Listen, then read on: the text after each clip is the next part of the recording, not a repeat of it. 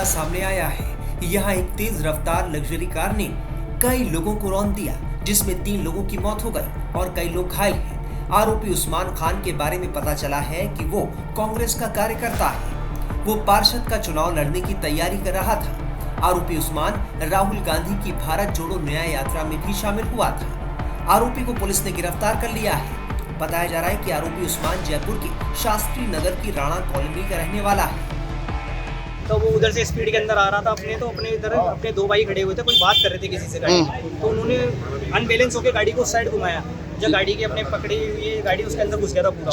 पहला हादसा उसने यहाँ करा, फिर आगे जाते ही 100 मीटर के ऊपर उसने एक गाड़ी खड़ी थी, गाड़ी के ऊपर उसने चढ़ा था, वो निकला, उसने देखा कि यहाँ पे मेरे पीछे कई लोग पड़े हुए, तो वो सीधा भगता आगे 50 मीटर में फिर 2 बाइकों पे उड़ाया। उसमें एक बच्ची थी, एक लेडीज थी, एक आदमी था, उनके ऊपर गाड़ी चढ़ा था, वो सीधा निकल गया। आगे जाते ही शनि महाराज के मंदिर के बाहर उसने 2 गाड़ियों को एक साथ फिर टक्कर मारी। उसमें वहां से जाके उसने देखा वो गाड़ी को और स्पीड में और ज्यादा आगे बढ़ा दिया, तो उसके पीछे में चलता रहा। उसने देखा कि मेरे पीछे कोई नहीं आ रहा, तो आगे जाके ही उसने 200 मीटर पे एक चढ़ाई थी फूटा नाम से, वहाँ ठेका उसके आगे जाती उसके आगे गाड़ी आई थी, उसने वहाँ पे गाड़ी धीरे कर ली उसकी। तो गाड़ी धीरे करी तो मैं मेरी गाड़ी को वहाँ रोक के उसके पीछे पक्का हो गया और गाड़ी को मैंने बोला भाई गाड़ी तो रोक, पीछे इतने जनों को तू उड़ा के आ रहा है, क्या है क्या नहीं। तो उसने उसकी गाड़ी मैं उसकी गाड़ी को पकड़ा तो उसने क्या स्पीड और तेज करी, तो मैं उसकी गाड़ी के पूरा रुक गया। तो गाड़ी से मेरे को केस था, वो लेके जा रहा था वो, तो उसकी गाड़ी आगे जाते घुमा होता है, घुमाओ पे मैंने स्टीयरिंग को उसको घुमा के दीवार के अंदर डाल के उसकी गाड़ी को रोक दी। रवि गाड़ी में कौन मौजूद था? एक आदमी, उसका नाम मेरे को ध्यान नहीं है कौन था। उस गाड़ी में आपने जब उसको पकड़ा है वो तो बहुत ज्यादा पी रखी उसने दारू, उसको ओवर कंट्रोल था बिल्कुल। कितनी स्पीड होगी? स्पीड कम से कम जब मैं उसके साथ था गाड़ी में कम से कम 80-90 की स्पीड से लेके गया। आरोपी उस्मान की विश्वकर्मा इंडस्ट्रियल एरिया में लोहे के पलंग बनाने की फैक्ट्री है। जिस वक्त उस्मान गाड़ी चला रहा था वो बुरी तरह से नशे में था। कार की रफ्तार काफी तेज थी। हिट एंड रन के दौरान उस्मान की कार के पीछे से चिंगारी निकल रही थी। Jaipur hit and run case को लेकर पब्लिक का गुस्सा बढ़ता जा रहा है। जयपुर में विरोध प्रदर्शन तेज हो गया है। ये जो घटना हुई है उसके बाद में काफी लोग इसके अंदर घायल हुए थे। 3 लोग हैं, उनकी डेथ हो गई है और उसके बाद में जो आरोपी था उसको पुलिस ने गिरफ्तार कर लिया है, उसकी गाड़ी डिटेन कर ली है। अब इन लोगों की डिमांड है जिसके ऊपर जो ये अपना ज्ञापन दे रहे हैं तो ऊपर उच्चाधिकारी को पास भिजवाएंगे। आरोपी का बैकग्राउंड क्या है? किसी पॉलिटिकल पार्टी से लिंक है ऐसा सुनने में भी पॉलिटिकल पार्टी का तो पता नहीं, बाकी उसका मेडिकल इक्विपमेंट्स का कोई काम है विश्वकर्मा के अंदर। नशे में था किस तरीके? हाँ बिल्कुल, वो नशे के अंदर था, उसका हमने मेडिकल करवाया है।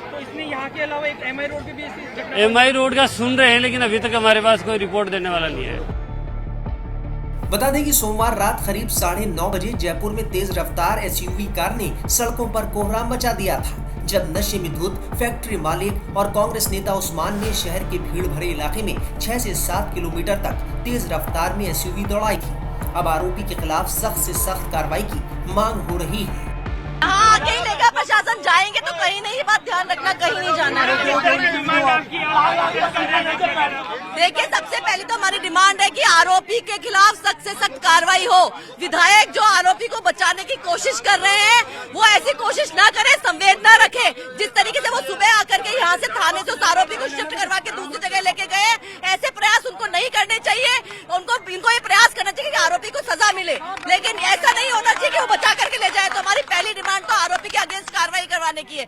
दूसरी हमारी डिमांड है कि मृतक, आप देख रहे हैं संख्या बढ़ रही है, घायलों की संख्या जो अस्पताल में भर्ती हुए थे उनकी जगह आज संख्या बढ़। मृतकों को हम चाहते हैं कि मुआवजा, मृतकों के परिवार को मुआवजा मिले, 50-50 लाख का मुआवजा मिले और सरकारी नौकरी मिले, और घायलों के परिवारों को भी उनकी सहायता के लिए मुआवजा मिले। हमारी दूसरी डिमांड ये है। और तीसरी डिमांड हमारी ये है कि जिस तरीके से वो व्यक्ति एमआई रोड से यहाँ तक इस तरीके से गाड़ी चलाता हुआ आ गया, तो कहाँ पुलिस प्रशासन था, कहाँ वो सो रहा था, कहाँ वो चौराहों पे खड़ा नहीं था जब वो ऐसी गाड़ी चला रहा था। तो ऐसी घटनाओं की पुनरावृत्ति न हो, उसे रोका जाए। इसके पुलिस प्रशासन द्वारा पुख्ता इंतजाम किए जाए कि इस तरह की घटनाओं को रोकने का काम जो है वो किया जाए, क्योंकि ये परकोटा है, ये परकोटा हृदय स्थली है।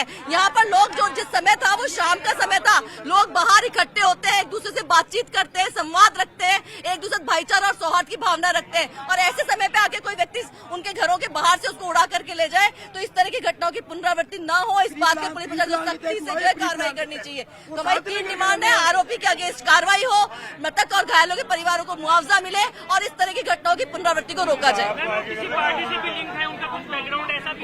देखिए वो बिल्कुल पदाधिकारी है और इसीलिए हम बार बार ये कह रहे हैं कि अमीन कागजी यहाँ के विधायक है, वो किसी समुदाय विशेष के विधायक नहीं है, तो उन्हें आरोपी को बचाने की कोशिश नहीं करनी चाहिए। आरोपी को बचाने की जगह यहाँ पे संवेदना रखनी चाहिए। वो जैसे पहले भी गए हैं कि उन्होंने मुआवजा दिलाने का काम किया, उनको यहाँ भी उस व्यक्ति के मृतकों के परिवारों को एक नरसंहार है ये। इससे बड़ा क्या नरसंहार होगा कि व्यक्ति आए और कुछ चल करके चला जाए, इतने लोगों की मौत हो जाए, इतना बड़ा नरसंहार है ये। तो ऐसे व्यक्ति को बचाने की कोशिश जो है वो नहीं की जानी चाहिए। बीजेपी नेताओं का कहना है कि यह साजिश के तहत हुआ है और इसकी उच्च स्तरीय जांच होनी चाहिए। जो कुछ सरकार कर रही है, मैंने आपको कहा, जो अपराधी है वो साजिश कर रहे हैं और ये साजिश के तहत काम हुआ है। ये साजिश के तहत इलाके को खाली कराने के लिए, आतंक फैलाने के लिए आए हैं लोग। वो लोग यहाँ पर आते हैं, दारू पी के गाड़ियां, पहले लड़कियां छेड़ते थे, अब ये कर रहे हैं। कांग्रेस के सरकार में ये हुआ। अब विधायक यहाँ पे कांग्रेस के हैं, वो रात को आए और उन्होंने अपराधी को यहाँ से शिफ्ट करा दिया, जबकि इस थाने में रहना चाहिए था। तो यहाँ से इलाका खाली कराने की साजिश चल रही। इलाके की साजिश करे, इलाके को खाली कराने की साजिश है। यहाँ पे मकान बनाए, लोग रहने के मकान ना बनाए, यहाँ पे दुकानें बिके, इस कारण से हो रहा है।